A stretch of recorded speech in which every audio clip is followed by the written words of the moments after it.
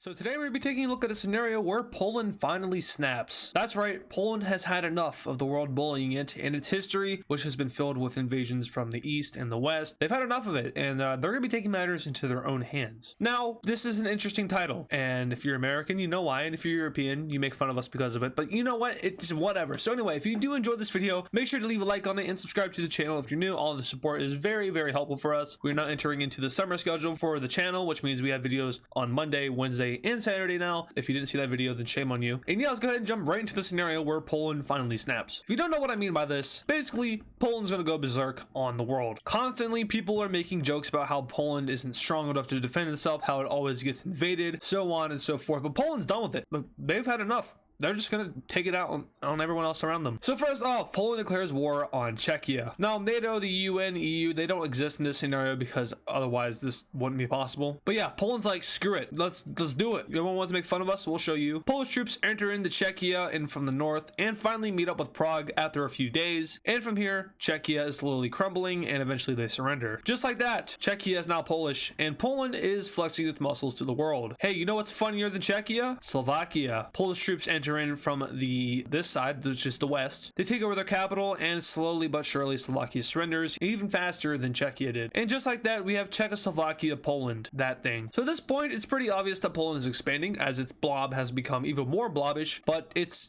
doing exactly what it wanted to do. It is showing the world that it has had enough. Czechoslovakia no longer exists. It is just Poland. And now they're going to take out their revenge on one of their most, I guess, controversial enemies, even though they aren't enemies anymore. Germany. We all know Germany invaded Poland in both World War I and World War II, even though they technically didn't exist in World War I, but the area was German and Russian, and the Germans invaded the Russian part, so technically it's Poland, and yeah, my point stands. But this time, it's time for the Uno reverse. Polish troops enter into Germany and from the Czechian regions. At first, they focus on capturing the Bavarian parts of Germany, but eventually their forces move in from the north and head over towards Berlin. The Germans put up a fair defense against the Polish, but eventually their capital is encircled, and from here, the Polish go all out on Germany, reaching across the country and capturing major population centers as well as economical areas. Poland is quick to cut Germany off from the sea. They take over this part, which was once Denmark, and now move to encircle a large portion of German troops. At this time, though, the Germans pull off a successful counteroffensive, which pushes Poland out of, I was going to say Bavaria, but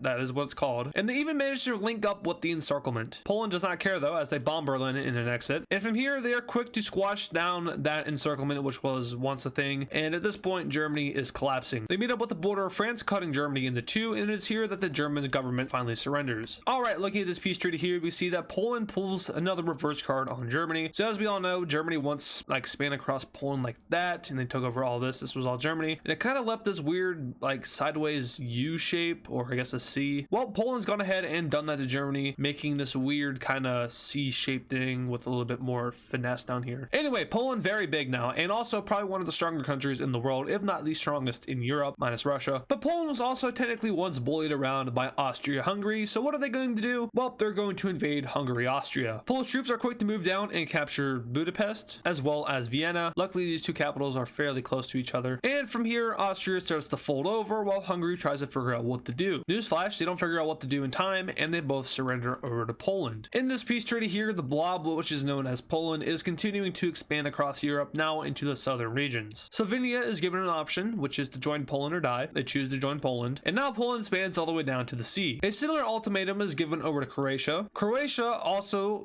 accepts this ultimatum as to not die, and they also have to give up a little bit of their coast. So now, with Western Europe in peril and absolutely no threat to Poland, they're going to focus their eyes to the east. They declare war on Belarus and Ukraine at the same time, and this is probably going to be Poland's biggest challenge yet. Russia refrains from getting involved as they're most likely building up their troops along the Russian border, as Poland is technically the only country to ever successfully siege Moscow, so they really don't want a repeat of that. So Polish troops now flood into Belarus and head towards Minsk. So Polish troops head into Belarus with Minsk in their sights, while also going into Ukraine, focusing more on the northern part of the country. They capture Lviv, which is, I still don't know how to pronounce that city name. Tell me in the comments. I won't read them though, because I'll probably forget. Anyway, Poland is doing extraordinary things. It's kind of weird how good they're doing. Some say that they're buffed, some say that their gods have given them some unholy power. Others are saying that Poland just snapped. Of course, the title says that Poland has snapped, which they have. And that's how they're so strong, because they've had enough. Don't come to the UN meeting tomorrow, said Poland. So Minsk is finally captured, and with this, Belarus surrenders. And now with Ukraine losing a lot of land, and additionally Kyiv, they're going to kind of dig in for the winter and hope for the best. But whilst that is happening, they do lose all of Western Ukraine. At this point, though, Europe is finally seeing Poland as a very large threat, and some countries are going to band together to form a coalition against it. These countries are going to include a lot of Balkan countries like Croatia, Bosnia and Herzegovina, Serbia, Romania, Moldova, Montenegro, and that's it. With the Balkan Coalition joining in on this war, Poland is going to be, of course, surprised. They're going to immediately lose their port areas over to Croatia, while Romania and Serbia focus in on taking Hungary. They meet up and capture Budapest, while Moldova and Romania focus in on capturing parts of Ukraine. Lviv is recaptured, and Ukraine starts this counteroffensive. Things appear to be going well for the blue team now, as the Balkan Coalition has taken Poland by surprise, but sometimes surprises can be turned into disasters. So while the blue coalition does have success in pushing up north, they capture Vienna, Budapest, and enter into Slovakia, they're also finding it extremely easy to do so. That's because Poland took a lot of their troops, which were on this front line over here, moved them to the center of Poland. They basically abused them and trained them, and now they're sending them down south to deal with this. Now this, of course, didn't happen in a few days. This was like since the start of the Eastern Front. But yeah, they're heading down south now, and these guys are in trouble. Armed with AK-47s and backpacks, the Polish troops move down south and successfully retake pretty much all of the land that they lost. And now they enter into the blue coalition territory. Croatia immediately crumbles, as well as Bosnia and Herzegovina. We have Romania withdrawing all of their troops from Ukraine, which is going to not help the Ukrainians out at all. Moldova basically folds over, which allows Poland to push through and capture a part of the Black Sea coast, which is going to cut off Ukraine from the rest of the Balkan countries. And from here, it is not good for Europe,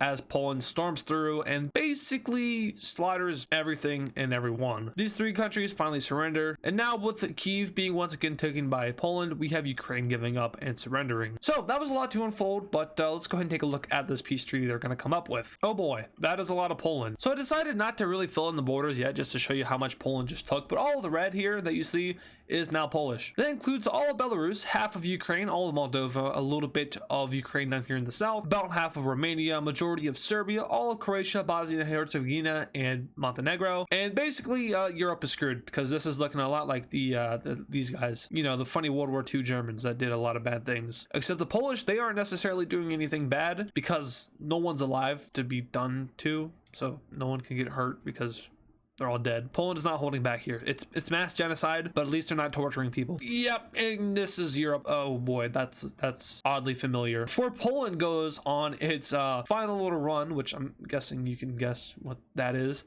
they're gonna take out the Baltic states. And do I even have to show this? I don't think I have to show this. All right, now it's time for fun. Poland is going to declare war on probably their biggest enemy back then and even now, which is of course Russia. Problem with Russia is that it's freaking huge, like very, very huge. So yeah, Poland's gonna try their best. Millions upon millions of Polish troops now storm across the Polish border and into Russian territory. From here, they start wiping out major cities like St. Petersburg, but a majority of the troops are gonna focus here in the middle in order to capture Moscow, which is roughly there-ish. I don't know, it's like in the middle of this part of Russia. Kaliningrad is immediately sieged, and for some bizarre reason, Finland is going to join this war. I don't know, Finland just tends to do that sometimes. They always end up third-partying Russia. Can't blame them though. Finnish troops are immediately going to cross the border, meet up with Poland, make a peace deal, but it's more of an armistice. And they're just going to do their own thing, kind of screwing around here in Kola, taking over some areas, taking over Kola, you know, the norm. And yeah, they're just gonna hold out here and fight off any Russians that try to retake it. At this point, Russia and its citizens are in a panic because, well, if you don't know, in real life, Russia's kind of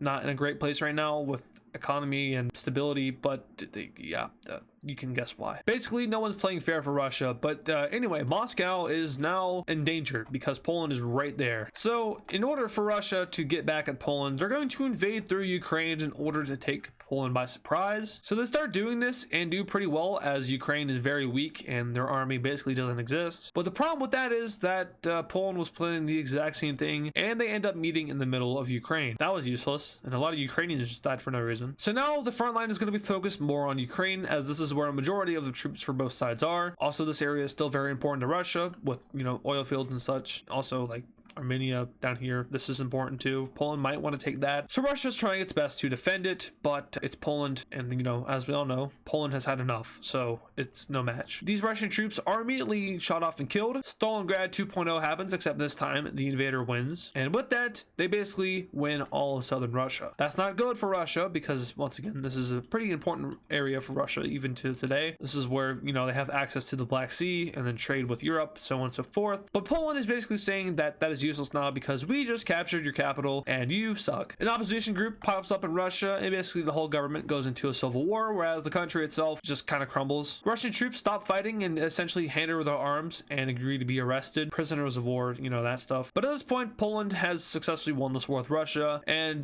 they just declare that Russia is Polish, and the world just kind of accepts it. It's not actually, the government is just fighting itself, so no one can really surrender. But eventually the opposition group manages to win in Russia, and they agree to peace with Poland. But of course, Russia is going to have to give up a lot of land. So let's look at this peace treaty. All right, looking at this peace treaty here, ouch, Russia lost the majority of its like valuable land, which is all over here in the west. The eastern part isn't too valuable except for like this area. But yeah, I mean, it's just natural resources now. Poland took a ginormous chunk out of Russia, and probably know the borders, but it was about all of this. And then the Baltic puppet states got all of this, and then obviously now this part of Russia is a puppet state of Poland. So the Polish Reich, yeah, we're calling it the Polish Reich now, so that's, I don't know if that's actually appropriate considering Poland, but you know, they did it to Germany, so it's fine. Yeah, this is a formidable force, probably the second most powerful country in the world, because all this land is super valuable in terms of if you want to be strong. If Poland went to expand more, firstly they'd probably ally up with Finland. They also might ally up with Italy because Italy tends to do that kind of thing. Might do it with Turkey as well.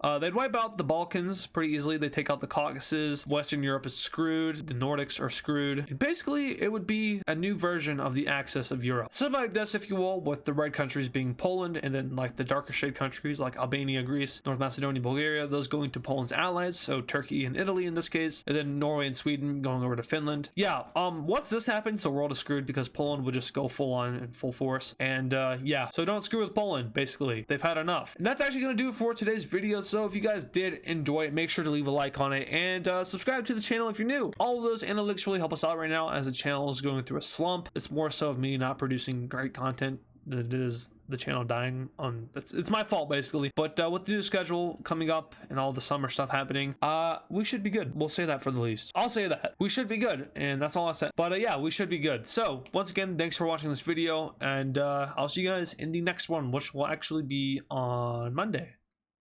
And of course, thank you to all the super fans. This includes Patrick Clauser, Yo Moma Moma, Texan Cowboy Cheese, Kylie Speaks Plays, Poland Country Ball, Dimitri, DW Cool Dude, Nevada Garbage Trucks, Yakko, Soviet Ball, and Serminator. Once again, thank you guys.